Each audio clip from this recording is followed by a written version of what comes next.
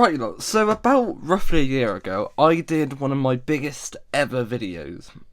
One of the videos that took the most effort, a massive project, where I decided to rank the, at the time, 61 Walt Disney Animated Studio films from the worst to the best. It was a very well received and successful video. In fact, it recently passed 1,000 views, so happy days. I hope it overtakes Disneyland Paris Day 2. Bloody hell, that video is a black sheep.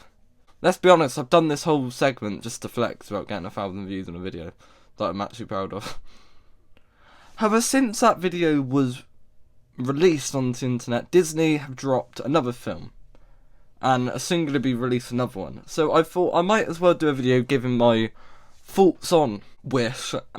Now this film was quite a massive one, and it's a film that probably deserves its own video, considering it was hyped up to the massive 100-year anniversary of the Walt Disney Studios company. 100 years. Mad to think about, isn't it? And it was truly a film that was meant to be a celebration of all of the great that Disney have done. It was meant to be a return to form with many of the classic elements that you've loved in Disney films for generations. It was a classical musical with a princess and a sidekick and a over-the-top villain and a fairy tale and wishes and a star and a dramatic finale, and everything that could have gone wrong did go wrong with this film, and it should have been a slam dunk, honestly. Yeah, I wasn't a big fan of Wish, if you couldn't tell. Objectively, it's not a terrible film. You know, it's simple enough as a fairy tale. It's got an easy to follow plot that makes sense and not senses.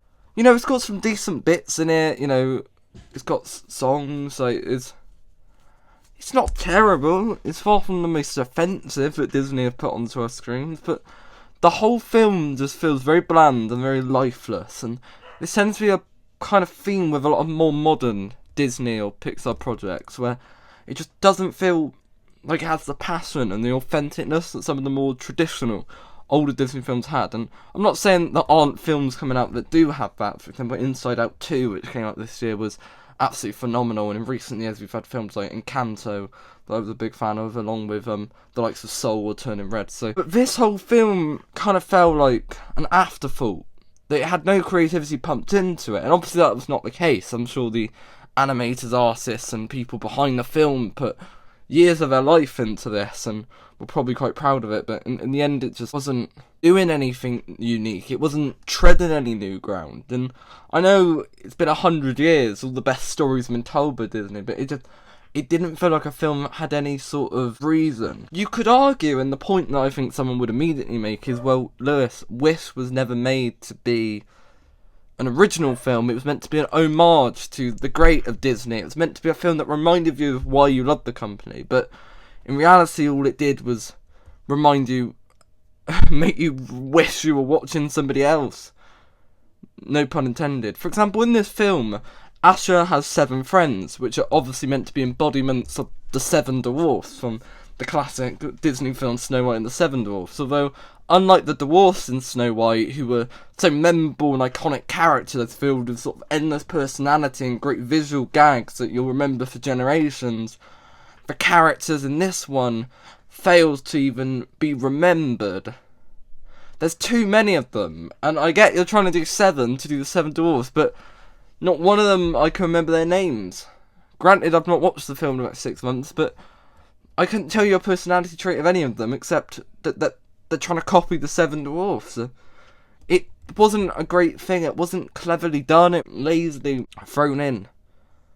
This type of story just didn't lend well to having that many characters. Like, there's films that make it work. For example, Encanto has a massive ensemble cast but you remember a lot of the family members because it worked for the story that they were telling. There was a lot of memorability to each of them due to kind of their powers and the way they interact with each other, whereas here they just felt like one-dimensional characters with no nuance about them. There's one of the characters, I don't remember his name, he's given like a betrayal arc and then a redemption where like he sides with Magnifico and then goes back on this, and it's just like, it could have potentially been some sort of good arc, but the guy never really had much reason for you to feel bad for him, so the betrayal just kind of fell flat, to be honest, because I didn't really even know who this guy was when he did this. And to be honest, the whole time, them being so linked to Seven Dwarfs just makes you wish you were watching Snow White instead of this film. The film also contains some other elements that you loved in the good Disney films, like the talking animals, who, of course, get a voice. And come on, Alan Tudyk plays one of them. You know Alan Tudyk, the great actor in like every Disney modern film now. The problem is these characters, these animals, somehow are worse than the gargoyles in Hunchback, where they kill tone, they have a really tedious musical number, which I wish I hadn't sat through, and they just don't add anything. They're not funny, it's not clever. It's like, oh, well, we've got to have the talking animal, except they don't do anything.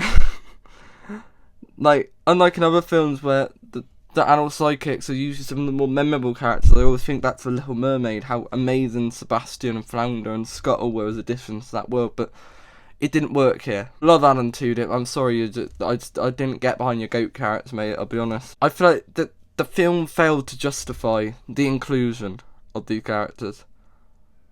Now, the unique element of this film, the kind of set piece that's different, is the wishing star, which is an interestingly animated, kind of sort of 2D, 3D fusion, non-speaking role.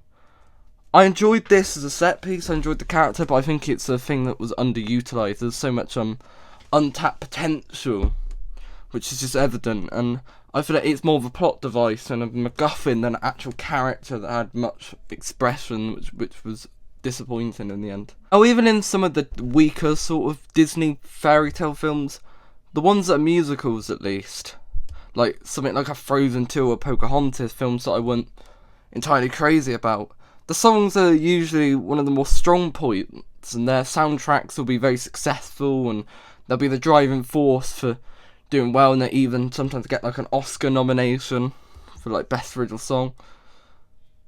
Unfortunately, in Wish, this wasn't the case. Unlike in other recent films where they hired musical legends, for example like Lin-Manuel Miranda, who of course did Moana and Encanto, and the Lopez twins, who were in charge of the Frozen duology, for some reason Disney gave the reins for this one to pop music writers Julia Michaels and Benjamin Rice. Now, no disrespect to these two, Julia has done a lot in her career. She helped write many of Sabrina Carpenter's songs from her recent very successful new album.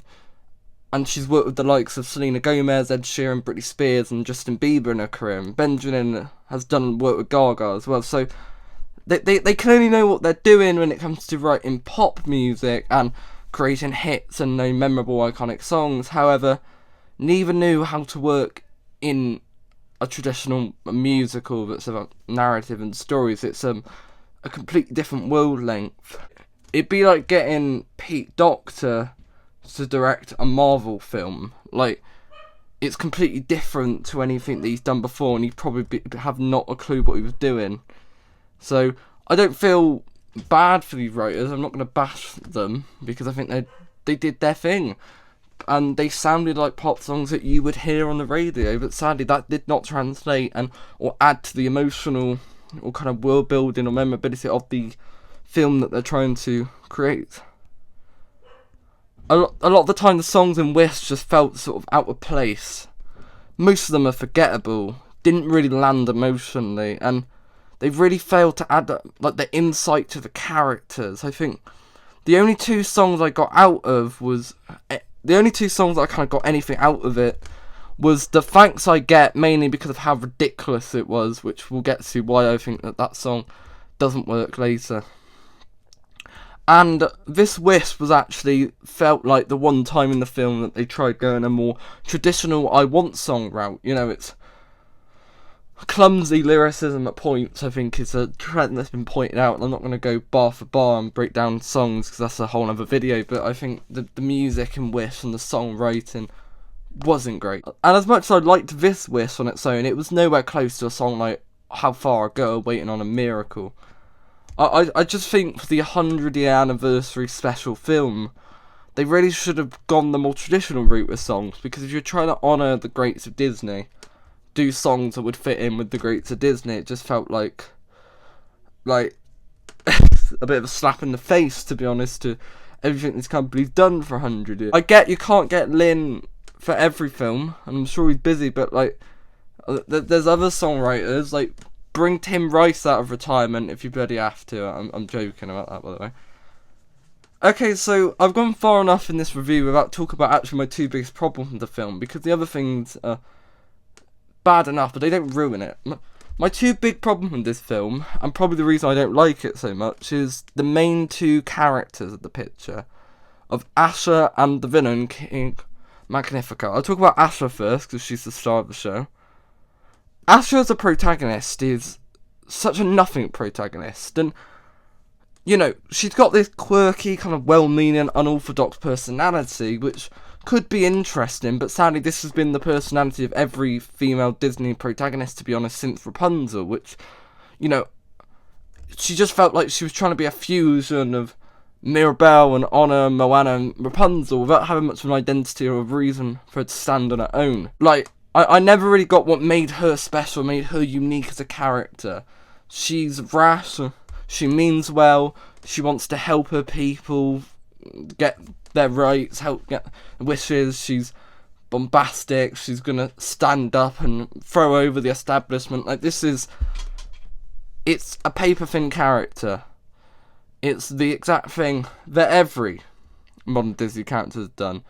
But I feel like other characters had to think about them. Like, Mirabelle had a complex arc going on because she, you know, was in a family that she didn't fit in. That was interesting, seeing her desperate to prove. Moana had that kind of fallout with her father and that disagreement, right, that her wanting to sail, and she kind of goes behind everyone's back and leaves, and she has that relationship with Maui, of course, which is kind of adds to it. Or someone like Anna, who's kind of been locked away her whole life and had these struggles, and it kind of, she doesn't know the world and she's meeting the reality. Like, these were interesting things, whereas all Asha's really got in this film is that she wants to become a sorcerer's apprentice or something. She instantly changes her mind in like 5 seconds when he justifiably won't grant her grandfather's wish and goes on this massive thing to overthrow the king, which is just, it's not as interesting, deep, or as complex as what other Disney films have done. She's also, like, very far from perfect in the films. I feel like the other Disney protagonists were not perfect, but you could tell that they were obviously in the right, whereas with Asha, that there's more debate, and she's never really called out for some of the stuff she does and how far she goes to kind of force a thing. And I think the film halfway through sort of realises that Asha could be seen as in the wrong, so has to double down and force you to not like the villain.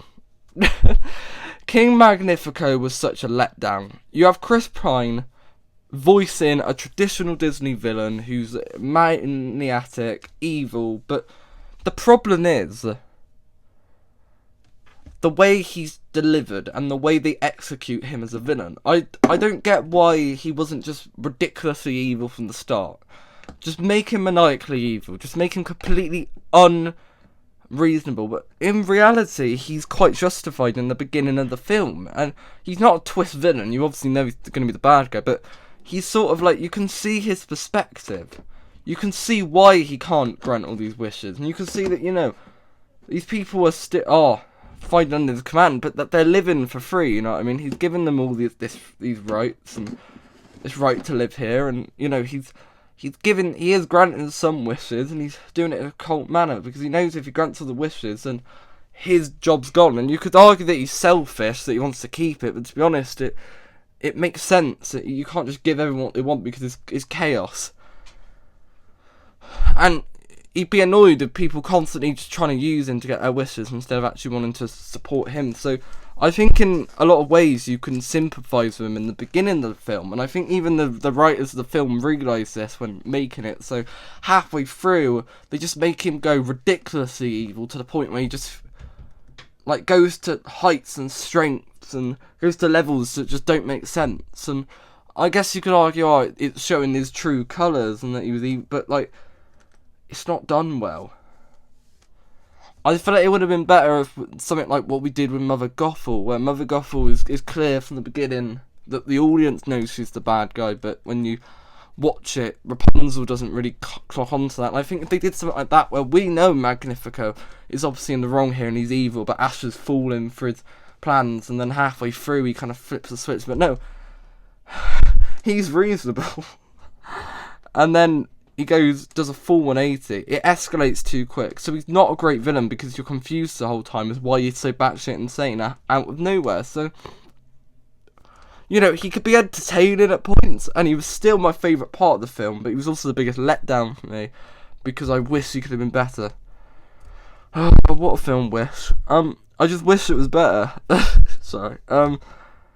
Why couldn't they have just done Once Upon a Studio, the film? I think everyone would have liked that, even if it was terrible, because it would have been a really cool crossover. That would have been way better justice to 100 years of storytelling than some weak film that was just a reminder of greater films. I feel like I've spent half this review talking about why other Disney film worked, because this film isn't doing anything new. It doesn't try to break the mould, it doesn't do anything unique, it doesn't try and pave the way for creative storytelling. No, it just does the same old stick that we've seen time and time again. And now we're getting a Russ Moana sequel. God, Disney have fallen off a cliff. At least Pixar are good now, at least for the minute. Yeah, sorry, this is my first video in a while, by the way. I've sort of started college and got stuff going on. So it's going to be less uploads. Considerable future.